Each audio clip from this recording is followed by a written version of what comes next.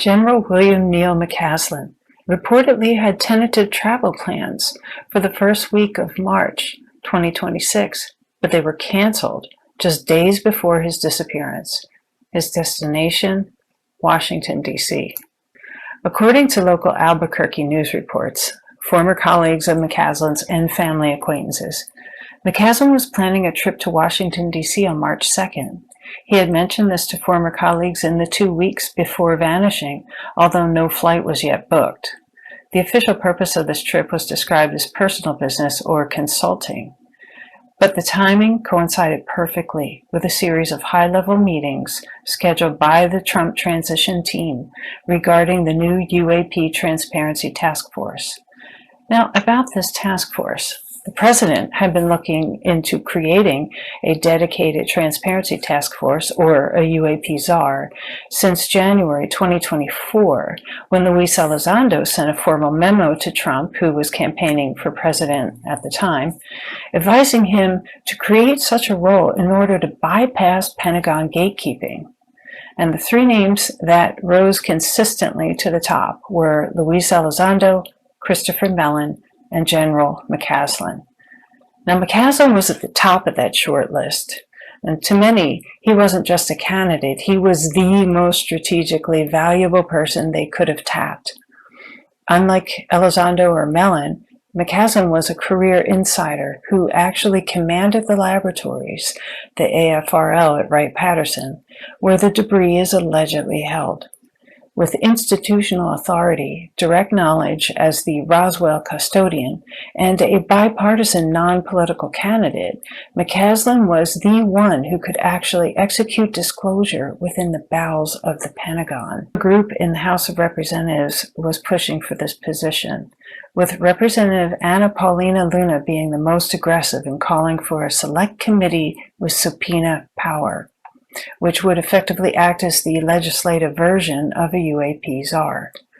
Secretary Pete Hegseth was reportedly looking for a, quote, disruptor to fill this role, someone who wasn't afraid to, quote, clear out the cobwebs at the Pentagon. There are unconfirmed reports that the Trump transition team reached out to McCasland precisely because he possessed the institutional memory critical to finding what the president called the Roswell files.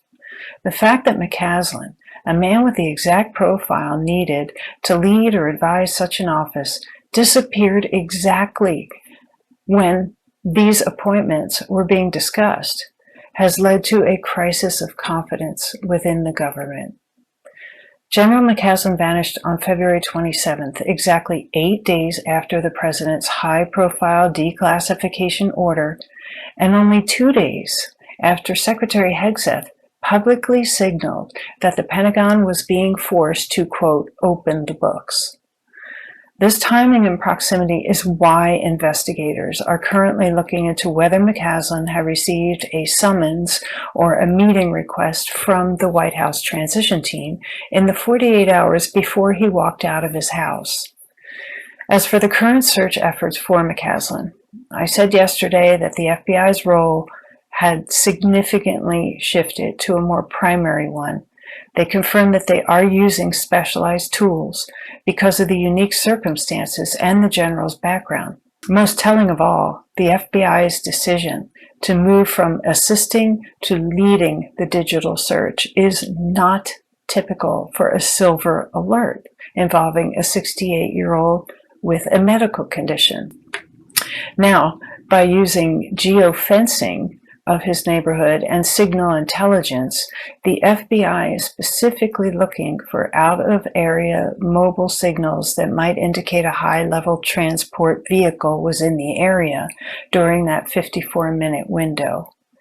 It is thought that McCasland was preparing for a major career pivot back into public service. Remember, he worked with Tom DeLonge's To the Stars for free as an advisor. He wasn't paid. He didn't want to be paid. So, if he was the best candidate, his travel plans would likely have been kept off the grid for security reasons. And the fact that he vanished 8 days after the president's order and right before a rumored trip to D.C. is the strongest piece of circumstantial evidence that his disappearance was not a random hiking accident. Not to mention his missing gun. I'd like to leave you with Luis Elizondo's statement regarding McCasland's disappearance. I hope and pray this is not one of those cases where a former senior military officer was specifically targeted, that he will be found happy and healthy in the immediate near term for his sake and the sake of his loved ones. Whether or not his disappearance had anything to do with any legacy involvement he may have had in UAP research, I prefer to allow law enforcement the necessary time to do their work before speculating. There we have it. All respect to Luis Elizondo, to General McCasland and his family, friends, and colleagues, and to all who are searching for him right now. I appreciate any and all thoughts you may have. I've been captivated by this story, not only due to my long-standing interest in UFO phenomenon and disclosure, especially at the military level, which I feel is by far the most credible and well documented, but also because this story hits a little closer to my heart. A long time ago, in a place far away, I was briefly married to an Air Force officer, space physicist assigned to AFRL, Space Vehicles Directorate, working on space weather forecasting prototypes. There is a satellite up there somewhere with his name on it, monitoring for geomagnetic storms. Today, he is retired and lives not far from General McCasland's neighborhood in Albuquerque, and even shares some of the same colleagues in common with him. So this one hits close to home for me, and I would hate to think of him being in danger or anything happening to him because of the groundbreaking work that he did in serving our country all those years. Thank you, as always, for watching, and stay safe out there.